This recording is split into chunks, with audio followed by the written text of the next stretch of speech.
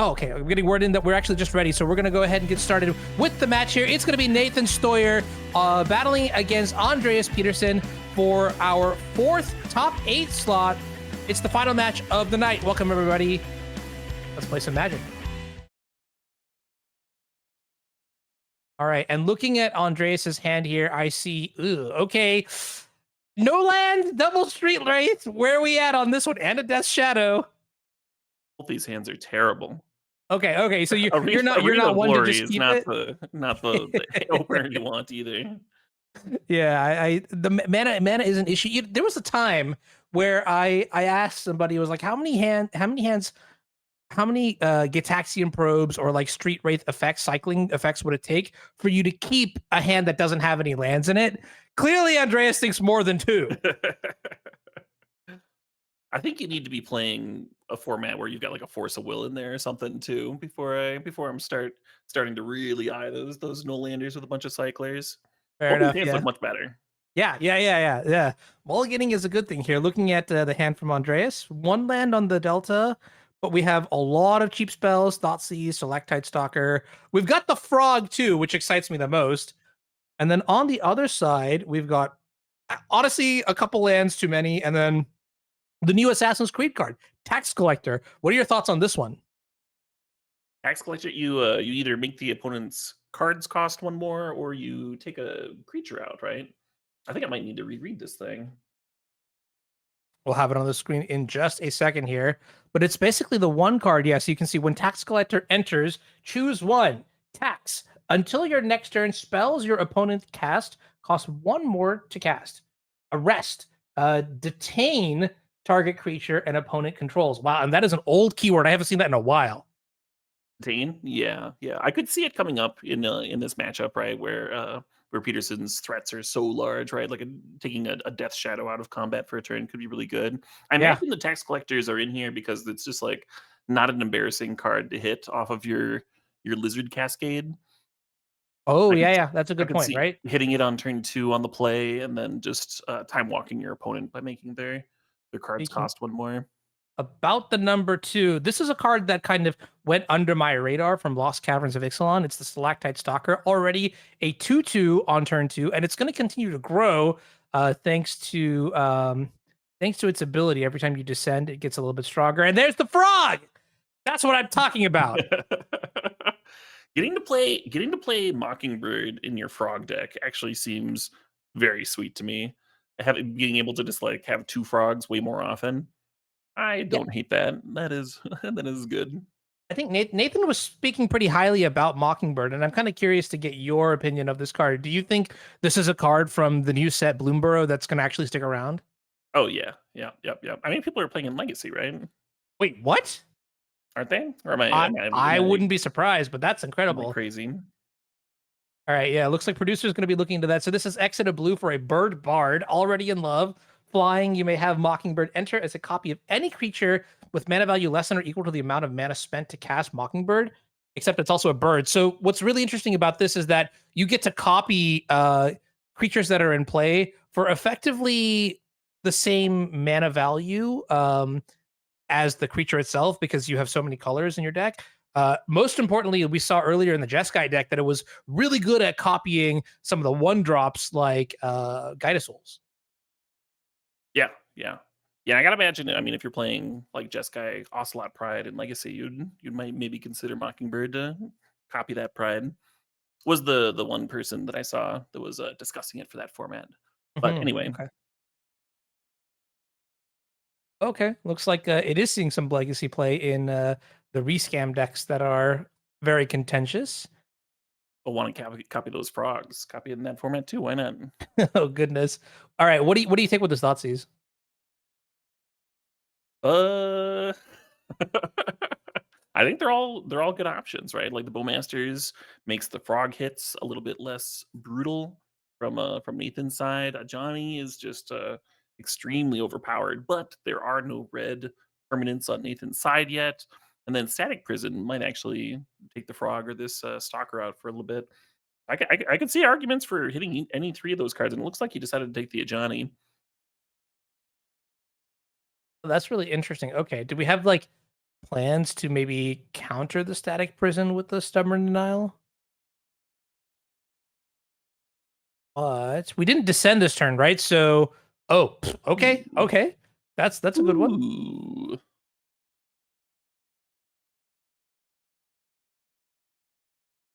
Oh wait, no, we did descend. Oh, hold up, descend is whenever anything goes to your graveyard, or does it have to go from the battlefield to the graveyard? Okay, from anywhere actually. So, okay, so then never mind. That makes sense. So then that's some good planning by Andreas, right? Just like playing around the removal spell, and then wow, check it out. Stalker seems a lot better in this deck, knowing that it's going from anywhere, right? Because then the Street Wraith turns it on and the Psychic Frog turns it on. It's Yeah. much better than I initially gave it credit for. And it also gets pretty aggressive too, and acts as a removal spell in a pinch of a situation. Like, ooh, wait, Andreas has got a doozy here. Like this deck is sweet. I could see the removal spell aspect of it coming up in this matchup in particular, right? Like being able to kill a Pride or something. Yeah. That'll probably be more relevant like in game two if he's on the draw. Uh but it's nice that it gives you like the ability to pivot into other angles when honestly like a deck like Shadow, like do you remember when it used to be like all the rage back in like 2017? It had like Teamers Battle Rage and things like that. Yep, yep, yep, yep. Certainly different. I mean, it could do so much more now. I mean, any kind of tempo dog deck that can just throw frogs in is like but inherently disgusting. It's like, all right, I uh, need to go retch in the sink for a little bit because this card is disgusting. yeah, funny story. I was playing against Psychic Frog the other day in Legacy, and I played a ground seal because my opponent was on like a reanimate pile, and without any hesitation, my opponent went, "All right, main phase." After drawing, discard 6 cards, attack, and I was just like, "Ooh, okay." So I am curious to see if okay, well, Andreas did give the frog flying, which is certainly one of the reasons why it's actually going to be pretty good in this matchup. Just the evasion itself is insane. That's 2 power, that's 3 power, and that's going to get rid of the stalactite stalker. I wonder if Andreas thoughts using pre-combat to prevent this. Yeah, that's what I was thinking too, right? And I mean, what's really crazy here is that you're obviously trading off this token, but then you're going to get the token back off the draw trigger from the psychic frog. And the other thing to think about too is that your life total, it is possible that it gets low enough where you're just not happy to like play these thought seizes, cycle these street wraiths, getting the Yeah. basic swamp here, playing a backup frog. Let's go. Is that happening or are we copying Bowmasters? Ooh, I didn't think about that. That would be pretty cool. And then if you are copying Bowmasters, what are you pinging? With Ah, clearing the other Bowmaster? okay. I guess you can double block the Pride, potentially. Yeah, good point. I will say that in this matchup, I don't think that the Bowmaster body is particularly relevant from the blue-black side, just in the sense of the Mardu deck doesn't really draw too many cards um, at all. That's a good one, though. Somehow, it's turn 4, and Nathan has no energy. Nathan, you're playing the deck wrong. You have one job. It seems very rare for that to happen. Yeah. I also like really missed the mark on Guide of Souls. Like I was like when this card first came out, I was like, ooh, primal prayers. And then this like red white deck that could splash any color, just like completely absurd. Honestly, Mhm. if and when Nadu gets banned, I have a feeling that this will very clearly be like one of the de facto best decks in the format. So Yeah. it's really yeah, go I ahead. think this is I'm sorry for cutting you off, but I think it's, like, much better of a quote unquote "best deck to have" than Nadu. Yeah. Just Yeah. because it's like removal is good against it, sweepers are good against it. Whereas Nadu's like somehow, despite being a creature combo deck, like removal and sweepers are not that smart against Nadu. What do you mean my solitude is drawing them this many extra? What? No. Yeah, right. Yeah. Well, Psychic Frog is a pretty good pickup here. Oh yeah. Question is, how do you sort of navigate this now? I don't really know how I feel about keeping this subordinate isle in hand anymore. It slowly feels like this game is becoming about being on the board and ending the game as fast as possible. Yeah. There is that nightmare card can do crazy things when it pops off. Oh yeah, yeah, that's another thing to be. Yeah, because you can play it twice at least, right? So Nightmare, get back the Ajani, then sack a cat, flip the Ajani, and I think then if I was Nathan would holding be. on to Stubborn Denial, that's I the see. reason why. Okay.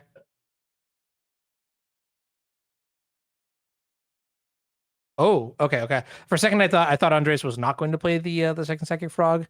Just try to keep a 4-power creature just in case. But honestly, I don't even know. I mean, like Nathan did this once before earlier, by the way, where he top decked a Goblin Bombardment to like steal lethal from Andreas. Good to know that he's still able to top deck You put the without Flages in the any. deck for a reason, right? Yeah, The next turn it just comes back. What can Andreas do to stop that? What could he draw to stop that? great question. I wonder. I'm kind of curious to see how many. So I'm gonna go to Moxville and I'm just gonna check his deck list, just to see how many different things he has because I don't really feel like. I mean, generally, when you think of like Shadow, you're obviously thinking about cards like Counterspell, Drawn in the Lock, but I don't recall really seeing too many of them. So let me double check and make sure. MTGO. The Dimir Shadow. Wait, are there no counterspells in the main deck?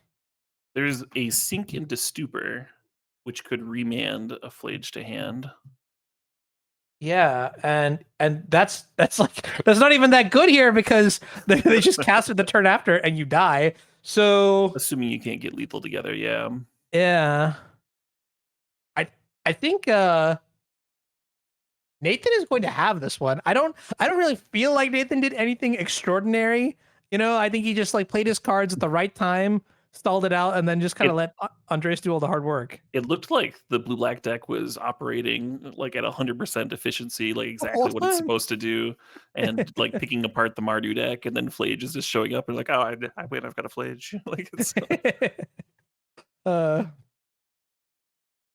just like I don't know. Yeah, play just like it is kind of silly strong. The things that card does. Um yeah, huh. Plus the fact that you can like surveil it into the graveyard now, like in this modern format, like that oh must be yeah. like the dirtiest feeling too.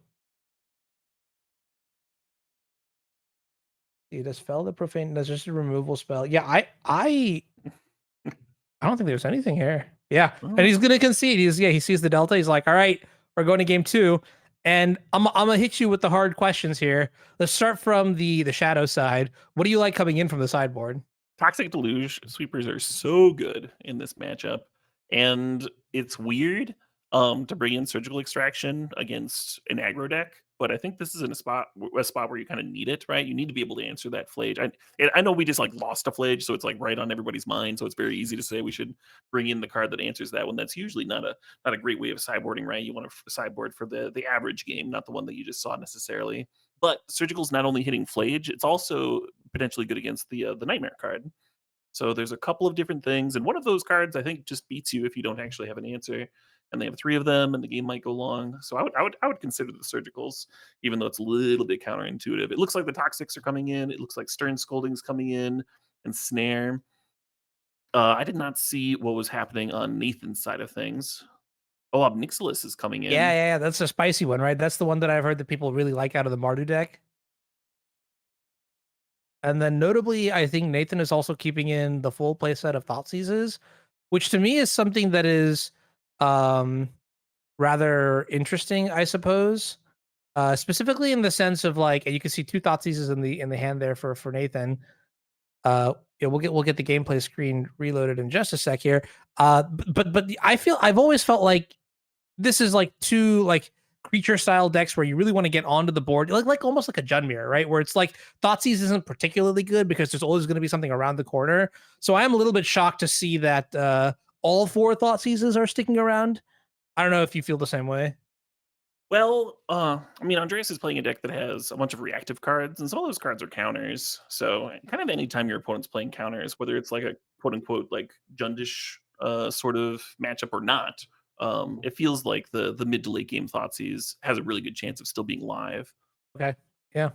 And that's probably when in these sort of matchups where the game is probably like in flux, if you will, right? And so we'll see if that kind of maybe that's where it makes a difference here. And yeah, it looks like we're going to kick things off. Turn one, turn Stocking one, it up. Stalactite Stalker. Yeah, yeah, yeah.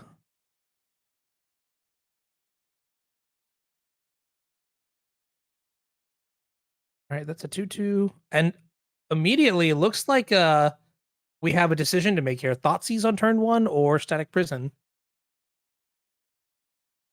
I feel like Thoughtseize gets worse as the game goes on, whereas Static Prison is like at its best when you're, about to attack or there's some threat that's like about to kill you, as opposed to. I feel we've got a little bit of time before we need to land that Static Prison. Is kind of what I'm getting at here.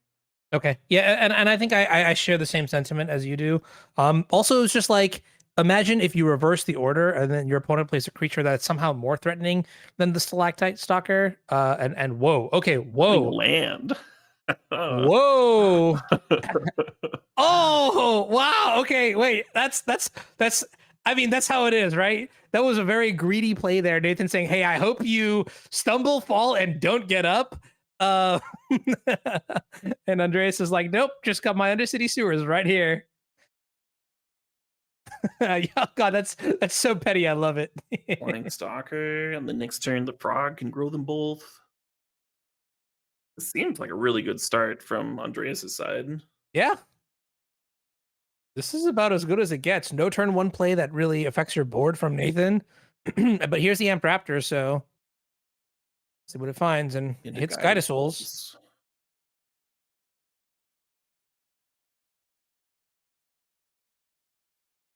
That's the deck, right? That's what you're trying to do? Yeah. Yeah, Nathan heard us talking about turn four energy being a bit too slow, so he's like, "All right, I'll put something into play on turn two. How about that?"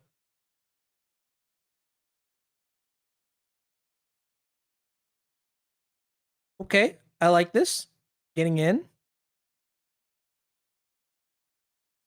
I feel like having watched Andreas play a few matches today, I feel like he really loves serving, making the opponent react, Yeah, and then deciding what he's gonna do. yeah. And yeah, Nathan's reaction is, "All right, I'll just take the damage here and pass the turn."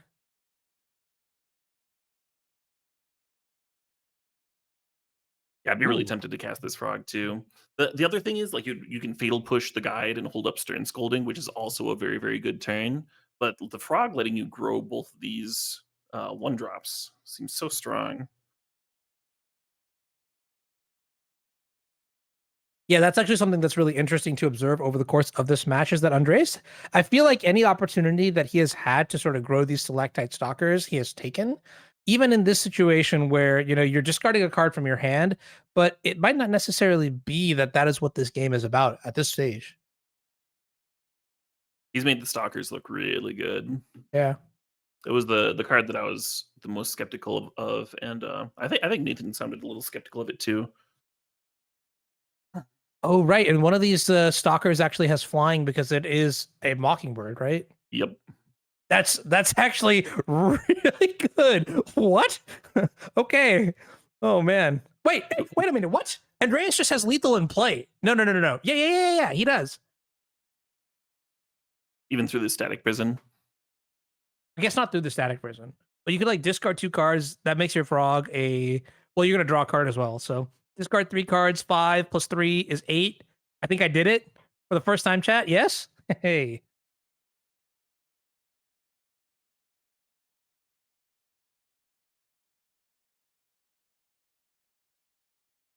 And then you might be losing, like, even with the static prison on Frog, and then I think you have to fire off Bowmasters to have blockers for the Menace, and you're just like losing your board and falling further behind.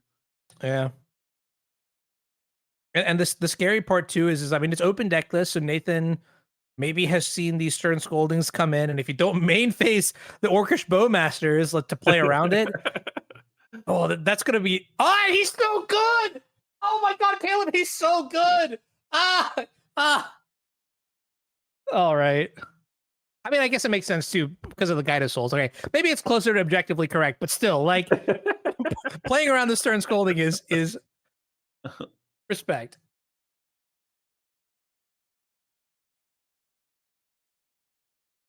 All right, into the red zone.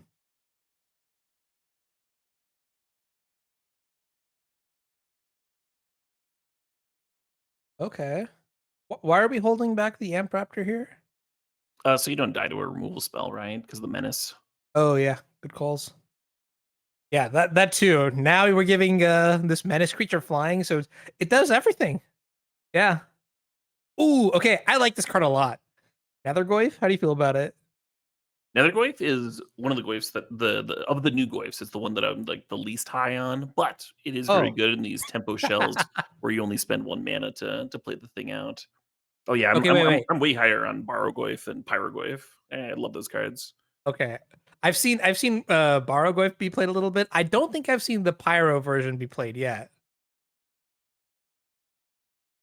You definitely see it more often in Vintage Cube, but Oh, okay. yeah. Gotcha. Is it in the current iteration of the Magic Online Vintage Cube? Yeah. Nice. Yep. And Okay. it's a really cool card to clone. Okay. Ooh, okay. Because then they're both triggering, you know.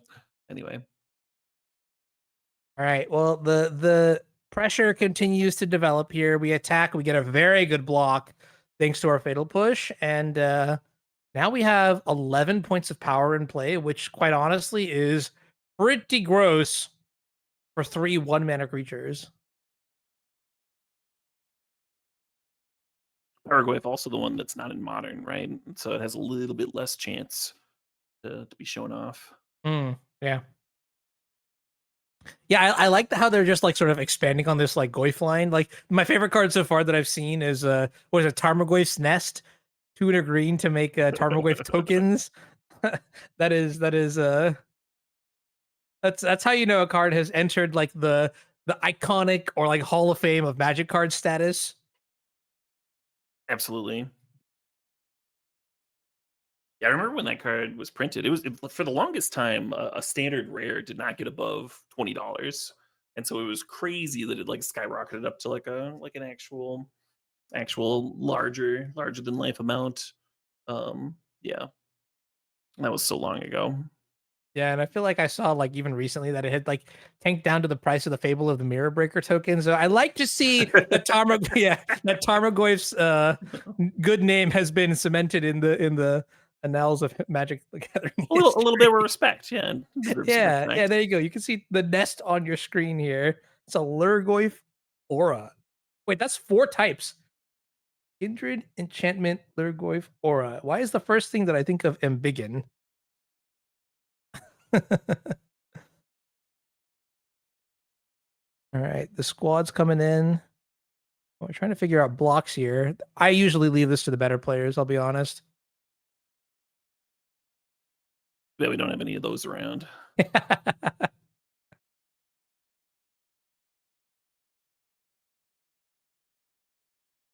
Okay, I'm gonna be honest with you. I think there's only one card here that can get uh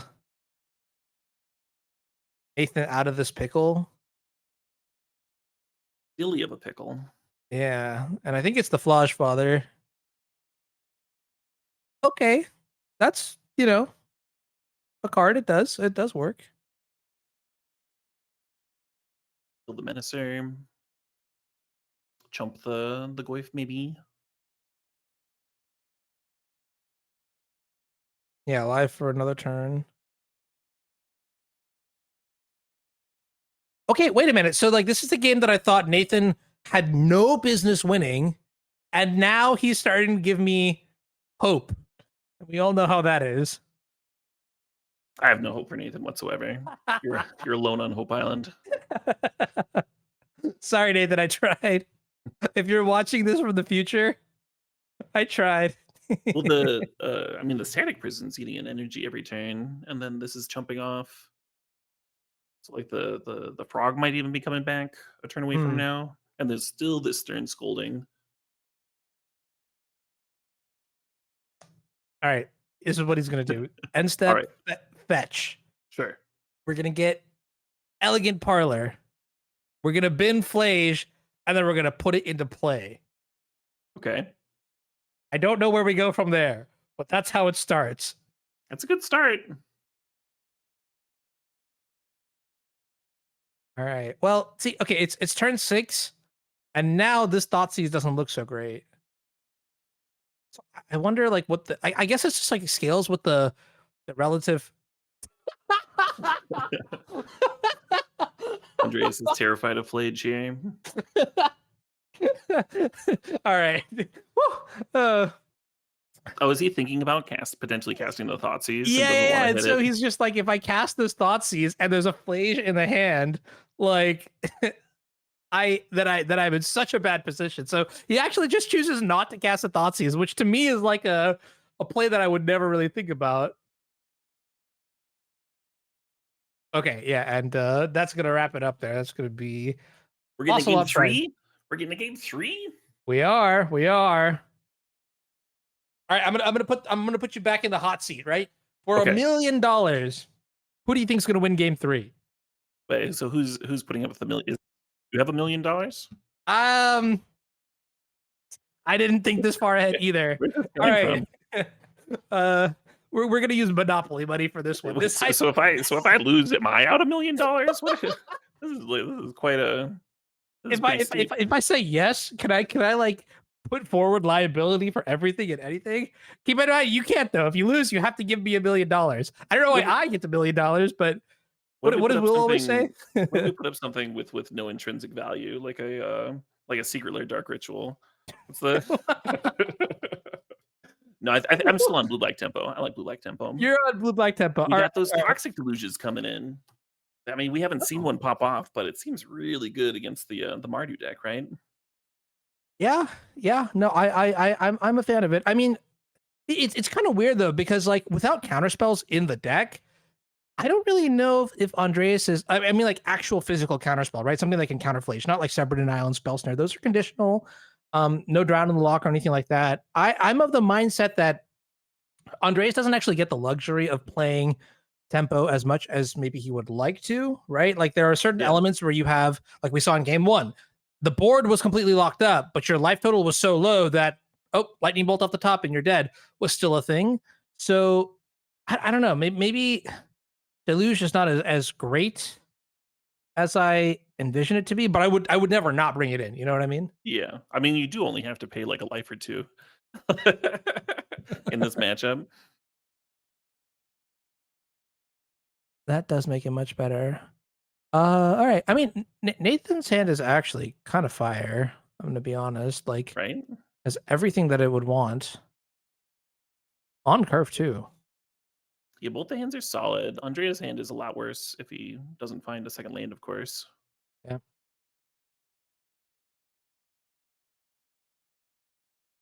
Okay. Well, It's Stalker nice. just on your turn. I think so. Yeah, yeah. Otherwise, you were thinking about like saving the sandbag in the bubble. Yeah, yeah. I Yeah, was just that would be curious. tight. Uh,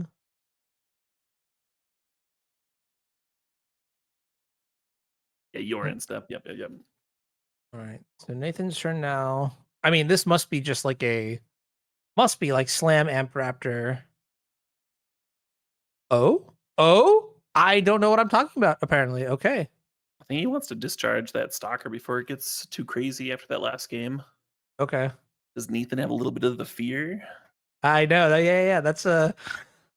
If anything, that's a great sign. You know, like even if Andreas loses the match, he can be just like, "Yep, I made him afraid for just a moment. I made the world champ blink." You know. Multiple lands. A gluttony of lands here.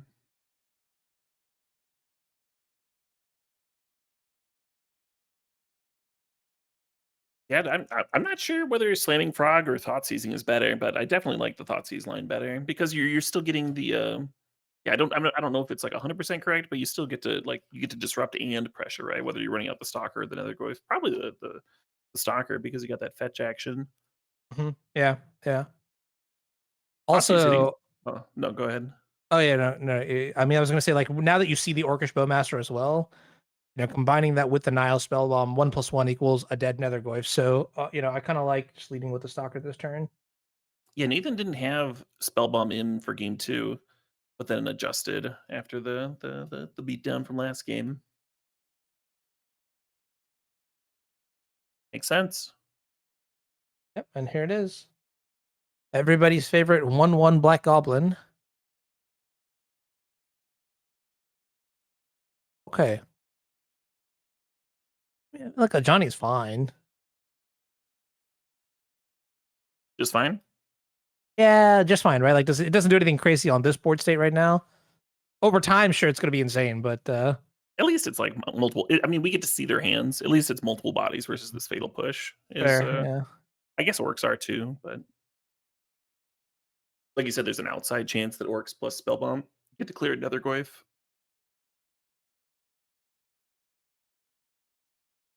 Okay, that's interesting. So I guess next turn you're kind of priced into holding up the push, playing the frog.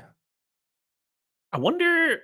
I wonder what are the odds that just passing is correct, and then next turn you play a Johnny and you've got Bowmaster mana up, and then if Andreas went for like a removal spell on a Johnny, you could Bowmaster your own token. Maybe that's Uh-huh. just like getting too cute. Maybe that's getting too lost in the sauce. No, no, But no. I like that's the creativity I like. That's like brainstorming with the Tamiyo and play in response to like a Pyroblast or something, right. Yeah. Classy. I like it. I like it. Amy is so good too. Oh yeah. That's actually like next level. I didn't even think about that line. But Fatal Push is gonna take care of the Ajani here. And write the script for me a little bit now. What's I mean, are we just jamming the frog now? Gotta be right. Yeah, okay. Gotta be. I sound very confident. I'm not actually confident. Gotta be. See, the thing is that there's no opportunity cost. Like you could sound confident, and if you're ever wrong, it's like, all right, whatever. But when you're right, you get to pop off. You know what I mean? That's my secret to success, by the way. Just never be accountable for any of the shots. Clearly, Psychic Frog was correct. Objectively, yeah. Oh, is there like a? There's no special sequencing, right? Stalactite Stalker is still gonna get the counter. Okay, yeah.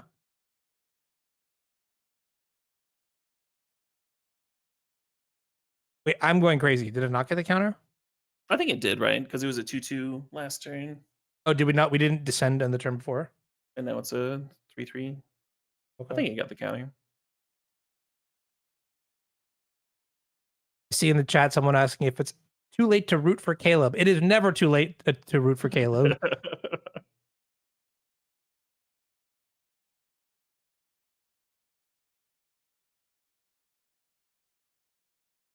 Oh, and then I missed it, but the Amtraptor did hit Fatal Push.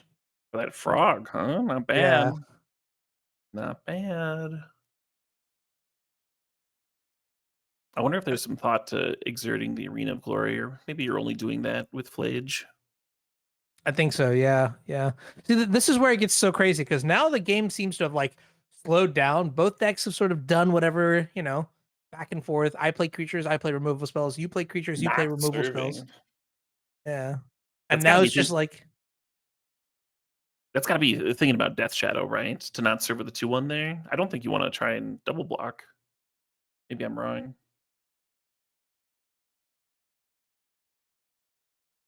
that's interesting for sure, actually. And if you were gonna double block, like the orcs could potentially do that with the raptor. Hmm.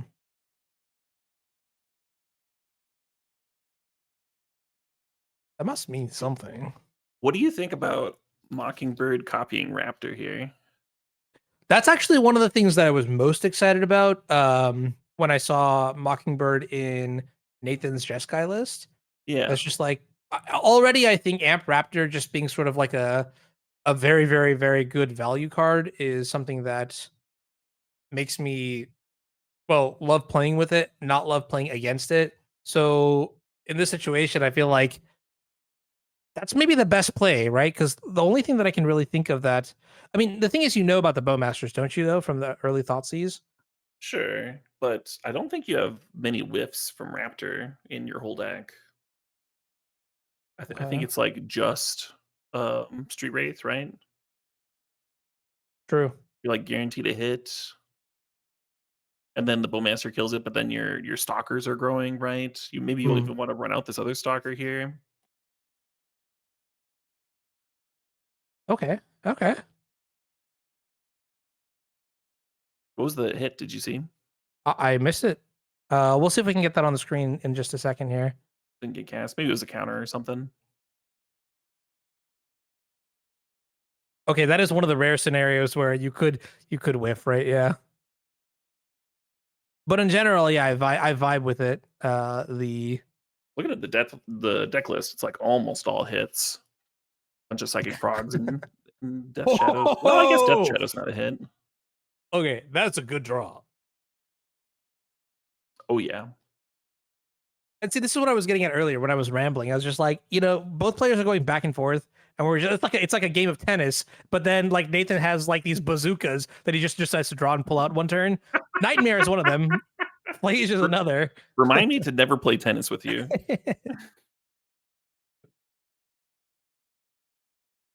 And I think this is it. I think this is going to definitely this was the top deck that is going to put, yeah, and Yeah. doesn't even have to finish the sequence. Wow. Andreas agrees.